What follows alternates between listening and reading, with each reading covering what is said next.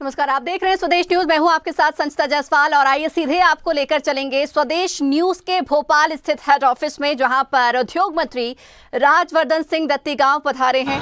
यहां पर पहुंचकर वो चैनल का अवलोकन करेंगे। आपको बता दें कि साथ में उनके एसोसिएट एडिटर मुक्ता पाठक मौजूद हैं। तो उद्योग मंत्री राजवर्धन सिंह दत्तीगांव स्वदेश न्यूज के भोपाल स्थित हेड ऑफिस में पहुंचे हैं और पूरी स्वदेश न्यूज की टीम उनके स्वागत के लिए मौजूद है और उत्साहित है मंत्री को अपने बीच पाकर। आपको बता दें कि सीईओ रूमा पॉल उनका स्वागत कर रही हैं।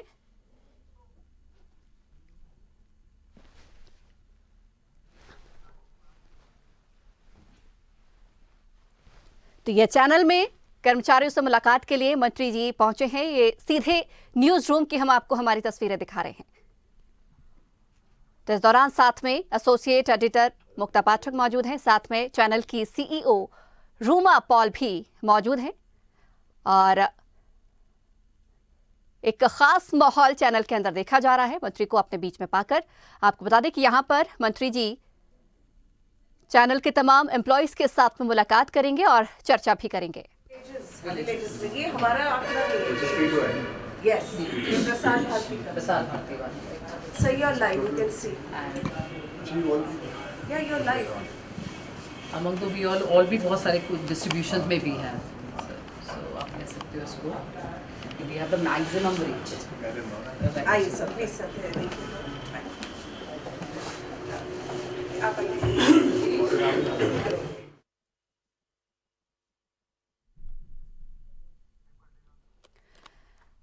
तो हमारे चैनल में आज स्वदेश न्यूज के हेड ऑफिस, भोपाल स्थित हेड ऑफिस में उद्योग मंत्री राजवर्धन सिंह दत्तीगांव पहुंचे हैं और सीधे यहां पर हमारे तकनीकी कार्यालय यानी कि पीसीआर में मौजूद हैं और तमाम चीज़ों को वो समझ रहे हैं। साथ में एसोसिएट एडिटर हमारे साथ मुक्ता पाठक जी भी मौजूद हैं, साथ में हमारी चैनल की सीईओ रूमा पॉल भी मंत्री जी के साथ में मौजूद हैं और तमाम चैनल के अवलोकन करते हुए मंत्री जी, ये साफ तौर पर आप तस्वीरें हमारे चैनल में सीधे तौर पर देख सकते हैं और तमाम चैनल की तकनीकियों के बारे में भी जानकारी मंत्री जी ले रहे हैं।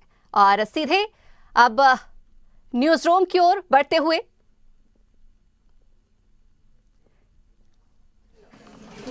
इधर बीच में आइए सर, ये इस तरह।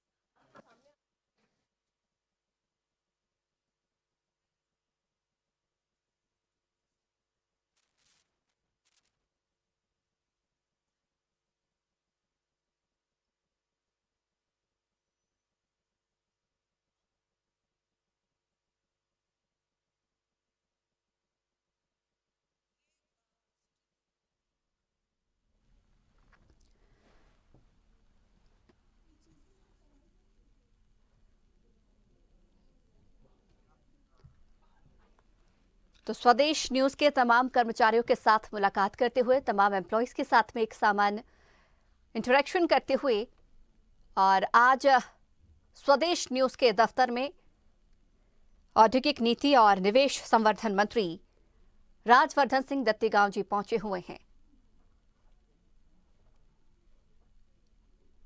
और इस दौरान देखा जाए तो तमाम एम्प्लॉय काफी उत्साहित भी नजर आ रहे हैं क्योंकि मंत्री जी से सीधा आज संवाद वो कर सकते हैं और अपने मन में उठ रहे सवालों की जानकारी प्राप्त कर सकते हैं। सीधे इंटरेक्शन मंत्री जी के साथ में आज स्वदेश न्यूज के तमाम कर्मचारियों का रहेगा कि जिस तरीके से भारतीय जनता पार्टी यहाँ पर लगातार औद्योगिक के स्तर से आत्मनिर्भर मध्य प्रदेश बनाने के लिए, रोजगार के नए अवसर प्रदान करने के लिए कई प्रकार के प्रयास कर रही है। अभी हम किस स्थिति पर पहुँचे हैं, चूँकि चुनावी साल है, चुनावी साल के पहले हमको कई रोजगार जिस तरीके से मुख्यमंत्री शिवराज सिंह चौहान जी ने घोषणाएं की हैं, उसको लेकर। देखिए, चुनाव आते जाते रहते हैं, प्रश्न चुनाव का नहीं है। बेसिक इशू जो है, अगर इंडस्ट्री से रिलेटेड प्योरली स्पेसिफिकली आप मुझसे पूछ रहे हैं, कोई भी निवेशक कहीं क्यों जाएगा जहां उसको अनुकूलता होगी, जहां उसको प्रोस्पेक्ट दिखेगा, जहां उसको लगेगा कि जो आज निवेश कर रहा है आज से 10, 15, 20 साल बाद वो मल्टीप्लाई करे। नेचुरली इन्वेस्टमेंट प्रॉफिटेबिलिटी के लिए होता है। तो आज जब निवेशक यहाँ पे आ रहा है, ऐसे ही नहीं आ रहा है, हमने इकोसिस्टम क्रिएट किया है। आज से अगर हम भूत में जाएं और उस वक्त जाएं जहाँ पे बदलाव हुआ, 2003 में उमा जी आई, फिर बाबूलाल जी आए और फिर शिवराज सिंह जी अल्टीमेटली आए। तो एक बहुत इंपॉर्टेंट एस्पेक्ट कहीं भी किसी भी स्टेट का ही होता है कि leadership, vision, consistently following up, creating everything according to the vision, वो निरंतर शिवराज सिंह जी ने किया है। तो जहां हमारा नेगेटिव ग्रोथ हुआ करता था, हमारा इंडस्ट्रियल ग्रोथ 24% है। आज at the prevalent prices Madhya Pradesh का ग्रोथ या विकास दर है 19.76%, देश में सर्वश्रेष्ठ, सबसे ज़्यादा। GDP contribution 3.6 to 4.6। पर कैपिटल इनकम जहाँ उस ज़माने में करीब 14,700 हुआ करती थी, आज करीब 1,40,000 हैं। सड़कें, गुजरात से कोई मध्य प्रदेश आता था, महाराष्ट्र से आता था, राजस्थान से आता, यूपी आता था, अंदर घुसते ही पता लग जाता था, स्वभाव बदल जाता था गाड़ी का।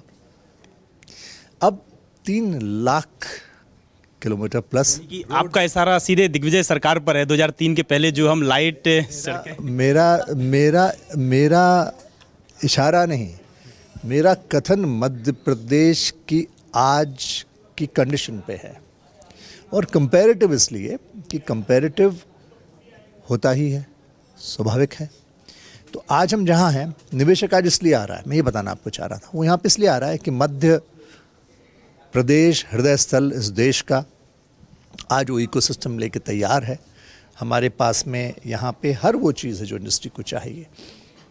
सरप्लस वाटर, सरप्लस पावर जहाँ पावर के पते नहीं हुआ करते थे, 25,000 प्लस मेगावाट इंस्टॉल्ड पावर है आज मध्य प्रदेश के पास। उसमें भी जहाँ ग्लोबल समिट्स में हमें से कमिटमेंट्स लिए जाते हैं, कार्बन क्रेडिट की बात होती है, कार्बन न्यूट्रल की बात होती है, 22% ऑफ दिस पावर जो मैंने आपसे कहा 25,000 प्लस 22% रिन्यूएबल एनर्जी है। दिल्ली की मेट्रो कहाँ से चल रही है? हमारे यहाँ के रीवा के प्लांट से। तो surplus power, surplus water, 1000 MQM water, 3 lakh kilometres plus roads, ये सब चीज़ चाहिए इंडस्ट्री को। हमारे अन्य साथी और भी हैं स्वराज एक्सप्रेस से, जैसे कि हमारे साथी ताहिर हैं। स्वदेश न्यूज़ ताहिर। सर, मैं ताहिर हूँ, रिपोर्टर हूँ यहाँ पे। सर, यूनियन बजट जारी हुआ है और 1 मिनट 27 मिनट तक वित्त मंत्री ने भाषण दिया। सबसे ज़्यादा जिक्र यहाँ पर उद्योगों का हुआ, बेरोजगारी का हुआ कि बेरोजगारी कम करेंगे और सबसे ज़्यादा रोजगार यहाँ पर बढ़ेंगे। आप इसे कैसे देखते हैं? मध्य प्रदेश को कैसा बूस्ट मिलेगा उससे? देखिए, 7 बिंदु प्रधानमंत्री ने कहा कि जो स्तंभ हैं इस समूचे बजट का, तो पहले तो निश्चित तौर पर प्रधानमंत्री जी बधाई के पात्र हैं, इसलिए क्योंकि मैंने फिर से कहा, विजन है। आज का बजट, इस साल का बजट फाइनेंशियल ईयर तक सीमित नहीं है, उसका लिमिटेशन नहीं है। वो 50 साल आगे का भारत बनाने की आधारशिला को भी परिलक्षित करता है। ये जो कॉम्प्लीमेंट कर रहा है सेंटर का पॉलिसी मेकिंग फ्रेमवर्क स्टेट्स को आगे बढ़ने के लिए, आत्मनिर्भर बनने के लिए, ये सबसे ज़्यादा इम्पॉर्टेंट है। तो हमारा ड्यूटी है कि हम सारे मैचिंग ग्रांट्स को अवेल करें। ईज़ ऑफ डूइंग बिजनेस के तहत हम नंबर 3 पे हैं और हम आगे जाएं, नंबर 1 पे आएँ। जितने भी PLIs गवर्नमेंट ऑफ इंडिया हमें ऑफ़र कर रहा है, चाहे स्टील सेक्टर में हो, चाहे गारमेंट टेक्सटाइल सेक्टर में हो, चाहे किसी भी सेक्टर में हो, एक जिला एक उत्पाद की अवधारणा जो प्रधानमंत्री जी ने करी आत्मनिर्भर भारत के तहत, उस पर हम तीव्र गति से कार्य कर रहे हैं। 52 डिस्ट्रिक्ट्स में वे रेडी। तो टोटली जितना भी सेंटर हमें ऑफ़र कर रहा है, हमको प्रोएक्टिवली पहले से उसके लिए रेडी, और हम हैं उसके लिए रेडी हैं। तो अभी जैसे बजट आया, अब हमारा बजट आने वाला है, तो आप देखिएगा हम उसको मिक्स एंड मैच करेंगे, कॉम्प्लीमेंट करेंगे, उसका एडवांटेज लेंगे to the best possible benefit of the state. Sir, global investor summit हमने की, उसकी चर्चा देश भर में है, विदेशों में उसकी चर्चा है, तो उससे मध्य प्रदेश को कितना उद्योग मिलने जा रहा है? क्या क्या नए स्टार्टअप यहाँ पे शुरू होंगे ताकि यहाँ से बेरोजगारी कहीं ना कहीं कम हो? मध्य प्रदेश को बहुत लाभ इसलिए मिल रहा है कि इसमें प्रधानमंत्री जी का मैं आभारी हूँ कि उन्होंने अप्रवासी भारतीय दिवस हमें दिया।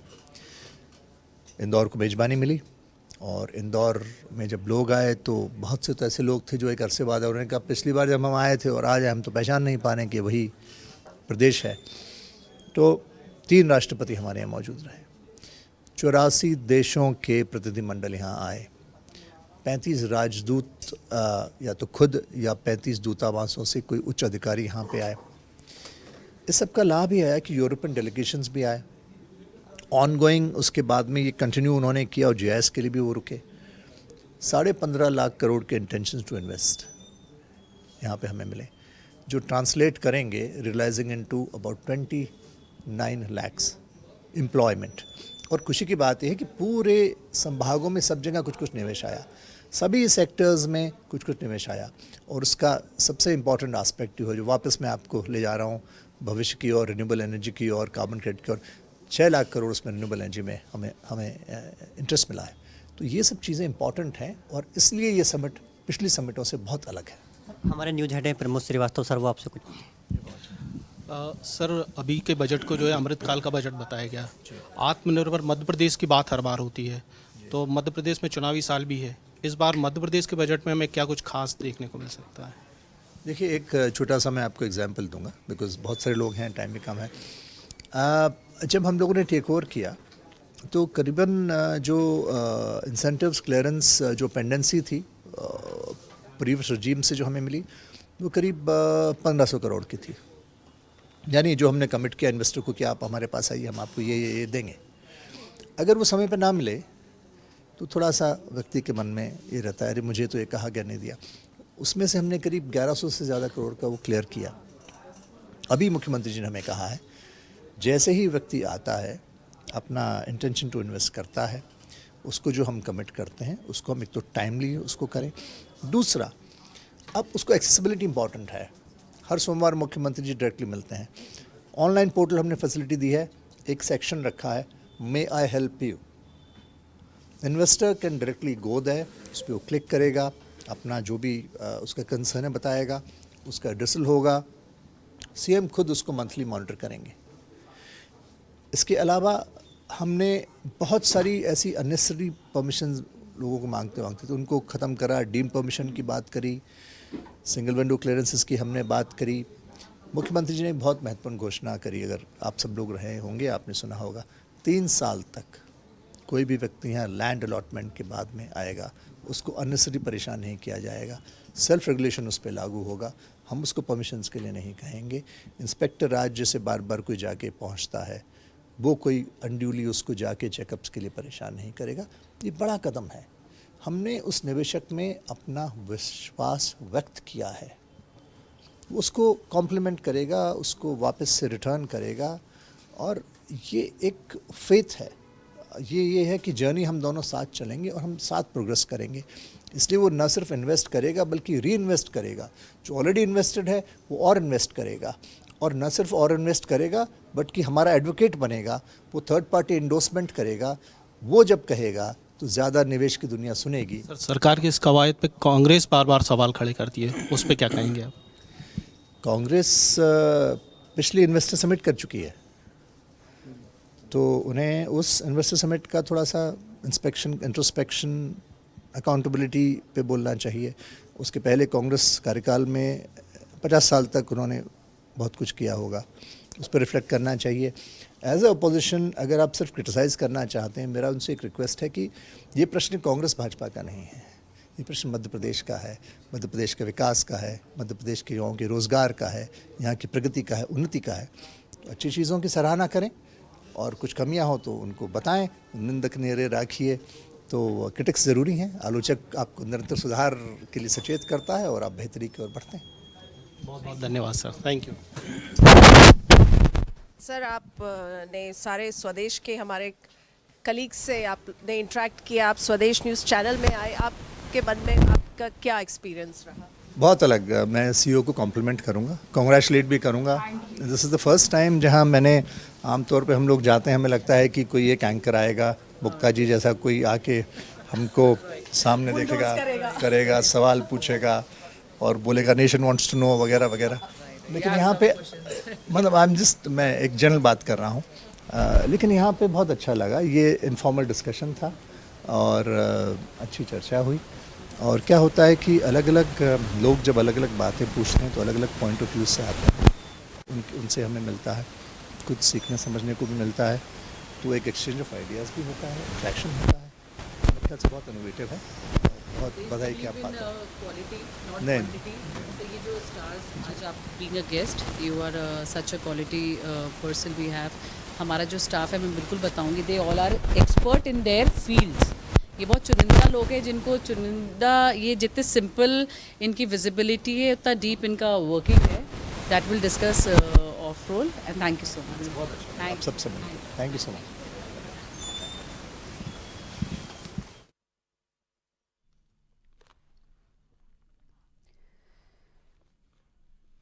तो उद्योग मंत्री राजवर्धन सिंह दत्तीगांव ने यहां पर हमारे स्वदेश न्यूज के तमाम कर्मचारियों के साथ में बातचीत की है, सहयोगियों के साथ में बातचीत की है। एक सीधा इंटरेक्शन देखने को मिला।